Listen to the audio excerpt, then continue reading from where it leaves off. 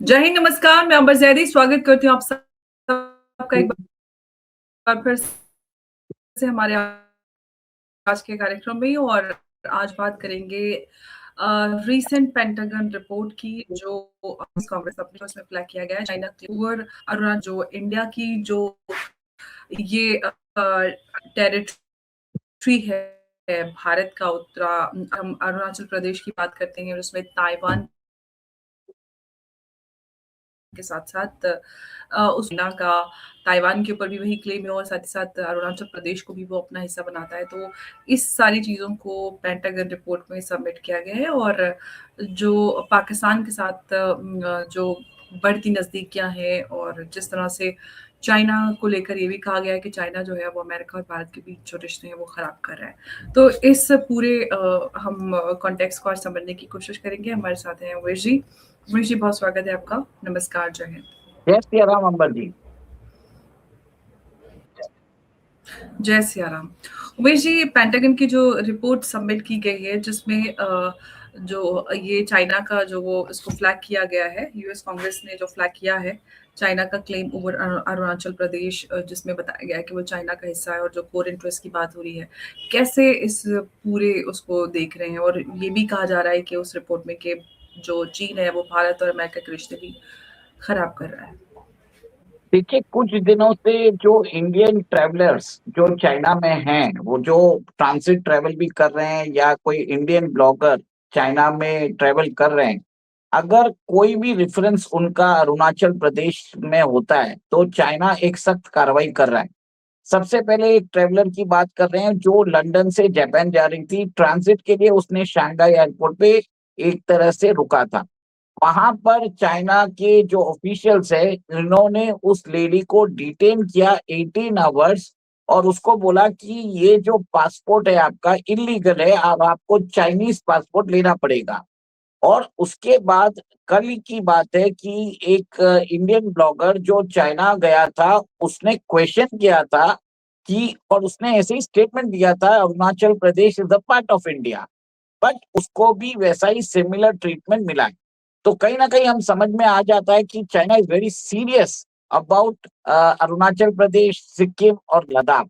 ये एक तरह से चाइना की लॉन्ग स्टैंडिंग पॉलिसी है, जिसमें वो तिब्बत, जब उन्होंने तिब्बत को अक्वायर किया 1959 में, तब से वो समझ रहे हैं कि जो लद्दाख, सिक्किम, अरुणाचल प्रदेश, नेपाल और भूटान है, वो भी चाइना का भाग है।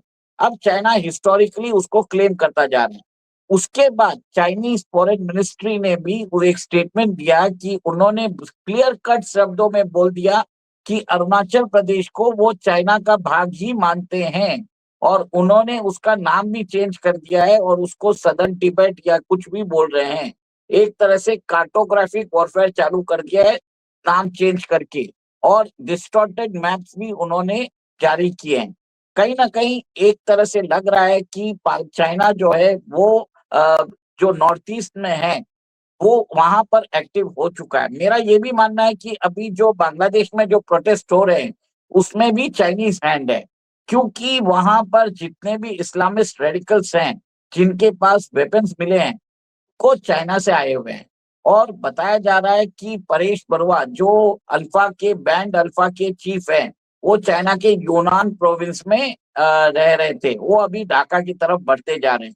देखिए, भारत के बैकयार्ड में 4,400 किलोमीटर का बॉर्डर है बांग्लादेश, उसको अनस्टेबल कर दिया है। चाइना पाकिस्तान को भी एक तरह से जो है वेपन सिस्टम दे रहा है। ऑपरेशन सिंदूर में 81% जो पाकिस्तान का मिलिट्री वेपन्स है वो चाइनीज मेड है।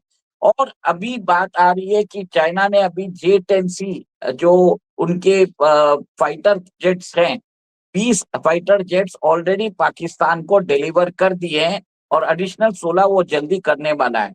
हैंगर क्लास की सबमरीन्स भी उन्होंने एक तरह से डिलीवरी कर दी है।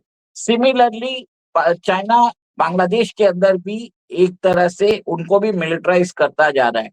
उसके बाद सुनने में ये भी आ रहा है कि कंबोडिया के अंदर भी चाइनीज ट्रूप्स एक तरह से वहां पर भी स्टेशन है। भारत के जो हम्बनटोटा पोर्ट है, वहां पर चाइनीज की जो सबमरीन्स है, जो स्पाई सबमरीन्स है या स्पाई व्हीकल्स है, वो कॉन्स्टेंटली भारत के ऊपर नजर रख रही है। तो ये जो एनसर्कलमेंट है वो चाइना करता जा रहा है, ताकि भारत अपने जो इंडियन ओशन रीजन में अपनी डोमिनेंस ना दिखा सके। चाइना चाहता है, और एक चीज है, चाइना ने बॉर्डर में, अपने जो तिब्बत बॉर्डर में बॉर्डर विलेजेस भी बनाना चालू कर दिया है, और जिसके अंदर बताया जाता है कि वो चाइनीज पीएलए आर्मी के लोग हैं। अमर जी, सबसे बड़ी बात यह है कि China is now doing everything which, जिसमें फ्यूचर कॉन्फ्लिक्ट में वो भारत को एक तरह से मजबूर कर सकता है। और उन्होंने अभी यूएस रिपोर्ट में बताया जा रहा है कि जो अरुणाचल प्रदेश है उसको एक ही कैटेगरी में रखा गया है, जैसे साउथ चाइना सी, ईस्ट चाइना सी, वही ताइवान एग्जैक्टली और उमेश जी, मैं वही सेंकाकू बात आइलैंड। कर रही थी स्टार्टिंग में कि जो पेंटागन जी जो पेंटागन रिपोर्ट है उसमें यही कहा गया एग्जैक्टली कि जो चाइना है अरुणाचल अरुणाचल प्रदेश उस वो कोर इंटरेस्ट बोल रहा है चाइना उसको। तो ये सिर्फ रेटरिक या कोई फ्यूचर फ्लैश पॉइंट का जो प्रिल्यूड है वो कह सकते हैं, या फिर इससे कहेंगे कि जो भारत और चाइना के रिलेशन पर लॉन्ग टर्म इम्पैक्ट, क्योंकि एक तरफ तो ये है नजर आ रहा है कि भारत और चाइना के रिश्ते बेहतर हो रहे हैं, फ्लाइट्स और ये वीजा सारा कुछ हो रहा है, और दूसरी तरफ ये भी चल रहा है। तो क्या आपको इम्पैक्ट नजर आता है इस पर? अंबा जी, सीधी बात है कि चाइना अभी टाइम बाय कर रहा है, उसको फर्स्ट लेना है ताइवान, और ताइवान को 2027 तक वो चाइना उसके ऊपर आक्रमण करेगा और अपनी एरिया में मिला लेगा। चाइना ने एक तरह से बोला है विजन 2049 डॉक्यूमेंट में, they will use military force use करके जो कंटेस्टेड एंड डिस्प्यूटेड टेरिटरीज है उसके ऊपर वो ऑक्यूपाई करेगा। ये क्लियर कट जो है चाइना की पॉलिसी है। और इसी के अंदर हमारे जो आर्मी चीफ है उन्होंने बोल भी दिया है कि ऑपरेशन सिंदूर 2 के लिए भी रेडी रहना पड़ेगा। जो बॉर्डर में contested and disputed land borders है उसके लिए भी खड़ा रहना पड़ेगा, और एक तरह से एक लॉन्ग स्टैंडिंग वॉर हो सकता है। इसके लिए भारत को अपना जो बॉर्डर रोड इंफ्रास्ट्रक्चर है उसको डेवलप करने की जरूरत है, इंटेलिजेंस शेयरिंग करने की, इंटेलिजेंस जो उधर रखने की है उसको अपग्रेड करने की जरूरत है, बॉर्डर के अंदर डिप्लॉयमेंट बढ़ाने की जरूरत है। वहां पर एक तरह से हमारी जो डिप्लॉयमेंट है वो सब करना जरूरी है, इन सिक्किम, इन अरुणाचल प्रदेश और इन लद्दाख। एक और एक चीज है, चाइना इज यूजिंग पाकिस्तान और बांग्लादेश को, ताकि भारत को दोनों तरफ से घेर सके, और इन केस फ्यूचर में अगर अरुणाचल प्रदेश में हमला करे चाइना 3 फ्रंट वॉर में, तो भारत की जो मिलिट्री जो है वो इतनी स्ट्रेच हो जाए कि चाइना एक तरह से डिसिसिव विक्ट्री ले सके। ये चाइना का गेम प्लान है। और एक और बिल्कुल। एक चीज है, जी ये इसको अपना नेचुरल, अपना एक तरह से रिजुएशन मानता है, मतलब अपनी बिल्कुल, कोई ये भी ग्रेट जो रिजुविनेशन का प्लान है चाइना का, वो उसका हिस्सा मानता है। लेकिन उमेश, जो जो लोग ये कहते हैं कि एलएसी पर सब कुछ काम चल रहा है, तो पेंटागन की रिपोर्ट जो है वो इस क्लेम को पूरी तरह से चैलेंज करती है नहीं। लेकिन रिपोर्ट की बात करें तो चाइना जो है वो एक वर्ल्ड क्लास मिलिट्री बनाने की बात करता है। तो क्या ये सिर्फ बातचीत है, या फिर एक्चुअल जो कैपेबिलिटी बिल्टअप, जैसे लॉजिस्टिक बेसिस, एयरफील्ड और जॉइंट फैसिलिटीज को लेकर क्या रियल प्लान है, और इंडिया को जो प्रिपरेशन है वो किस तरह की करने की आवश्यकता है, जिस तरह की चीजें हम ये देख रहे हैं? देखिए, जो भी बोल रहा है उसको समझना पड़ेगा कि मिलिटराइजेशन हो रहा है, साउथ चाइना सी में मिलिटराइजेशन हो रहा है, हिमालय के अंदर, तिब्बत के अंदर हैंगर्स बनाए जा रहे हैं, तिब्बत के अंदर नए एयरफील्ड बनाए जा रहे हैं, तिब्बत के अंदर हैंगर्स बनाए जा रहे हैं, अंडरग्राउंड हैंगर्स बनाए जा रहे हैं जहां पर एयरक्राफ्ट को रखा जा रहा है। चाइना एक तरह से पूरी तैयारी कर रहा है भारत के ऊपर फ्यूचर वॉरफेयर में करने के लिए, और by 2035 China is considering to attack India. ये एक 10 साल का प्लान है, और मेरा यह मानना है कि भारत सरकार इसके लिए बॉर्डर रोड इंफ्रास्ट्रक्चर पे ध्यान दे रही है, टनल्स बना रही है, ऑल वेदर इंक्लूसिव रोड बना रही है, ताकि डिप्लॉयमेंट फास्ट कर सके।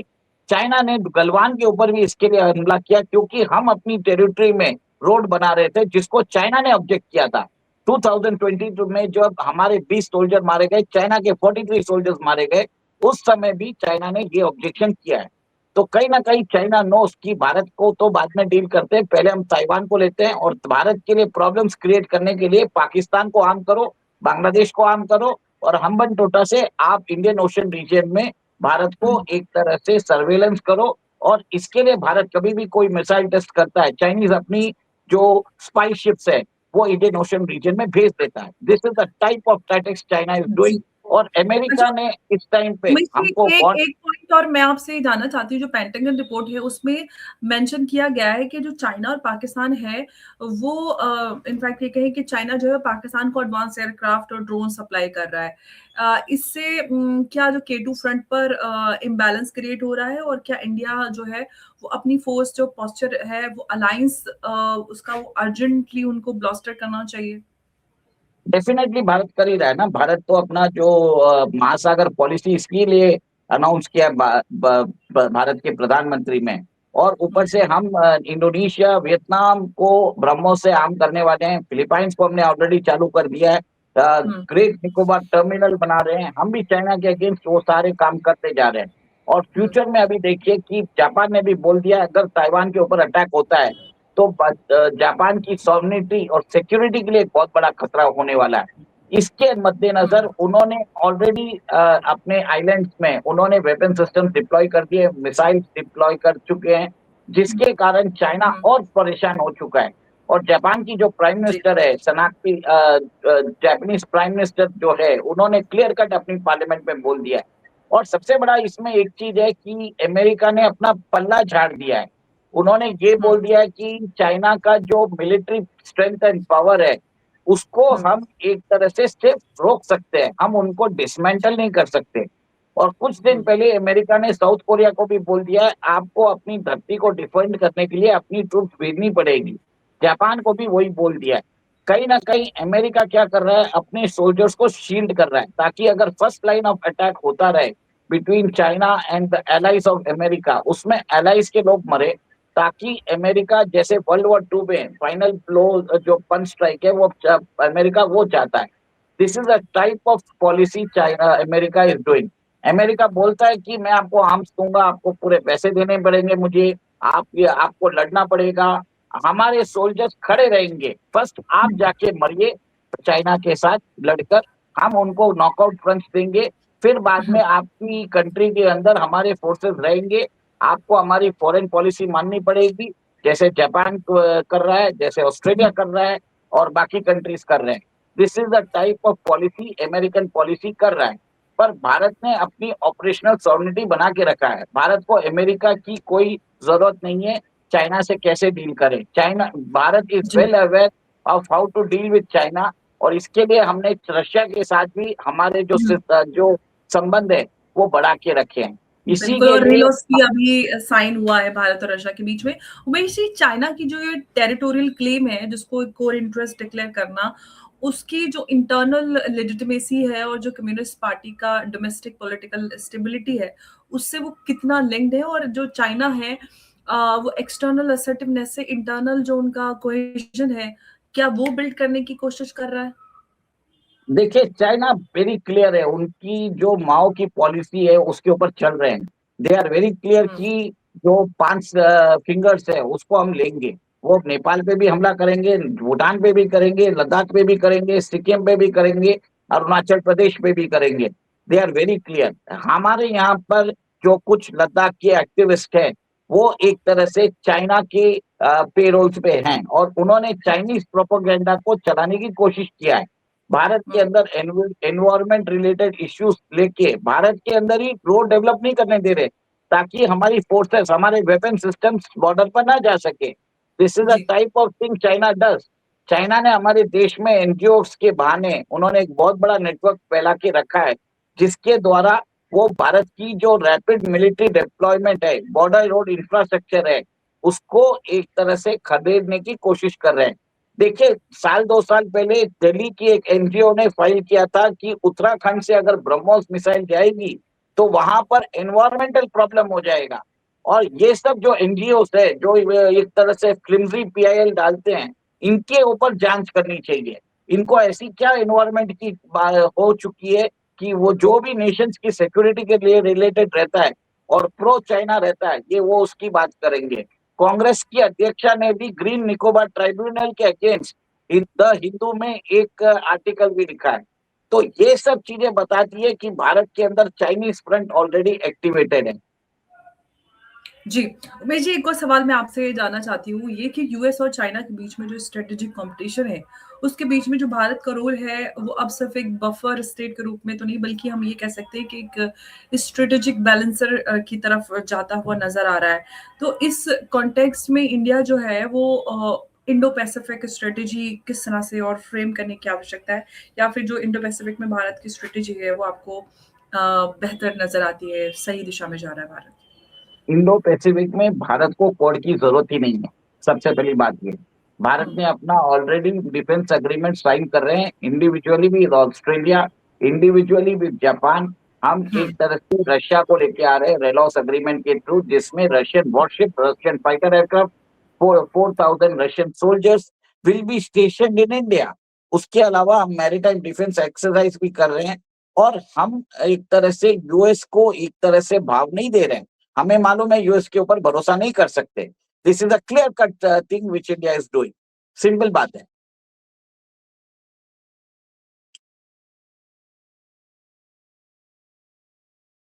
आवाज नहीं आ रही है आपकी। जी, उम्मीद करती हूँ अब आवाज़ आ रही है, और यहाँ पर मैं अपने दर्शकों से कुछ डायरेक्ट कुछ सवाल करना चाहती हूँ कि आप क्या सोच रहे हैं, क्या चाइना का जो एक्सपेंशनरी पोस्चर है, वो इंडिया के लिए रेड लाइन क्रॉस कर रहा है? और आप कमेंट बॉक्स में हमें इसका जवाब ज़रूर दे सकते हैं। और दूसरा ये कि क्या आपको लगता है कि इंडिया को सिक्योरिटी अलायंस और जो डिफेंस पार्टनरशिप है, उसको और डीपन करने की आवश्यकता है? हालाँकि भारत अपने ऑप्शंस को डाइवर्सिफ़ाई कर रहा है और उस दिशा में काम भी कर रहा है। अगर हाँ, तो और कौन-से फ्रंट्स पर भारत को सबसे ज़्यादा फ़ोकस करने की आवश्यकता है? ये आप हमें कमेंट बॉक्स में बता सकते हैं। तो दोस्तों, आज का जो डिस्कशन है, वो यहीं पे समाप्त होता है, और जो इस पूरे डिस्कशन से मैसेज मिलता है, वो ये कि ग्लोबल स्ट्रेटेजिक लैंडस्केप अब एक सिंपल टेंशन नैरेटिव से आगे बढ़कर लॉन्ग टर्म पावर इक्वेशन की तरफ शिफ्ट हो रहा है। और जो पेंटागन की रिपोर्ट है, और वो ये डॉक्यूमेंट है नहीं, बल्कि हम ये कह सकते हैं कि एक वेकअप कॉल है कि जो टेरिटोरियल क्लेम्स और मिलिट्री पोस्चरिंग और स्ट्रेटेजिक पार्टनरशिप रीजन की स्टेबिलिटी को और डीपली इफेक्ट करता है। और आगे हम इस पर भारत की ओर से क्या अब मिलिट्री प्रिपेयर्डनेस, डिप्लोमेटिक आउटरीच और जो ग्लोबल जियोपॉलिटिकल विजन है, उसको किस तरह से हम होते हुए देखें। तो आज की इस चर्चा में इतना ही। उमेश जी, आपका बहुत-बहुत धन्यवाद हमारे साथ इस चर्चा में जुड़ने के लिए। नमस्कार, जय जय श्री हिंद, राम। जय सिया राम। उमेश जी।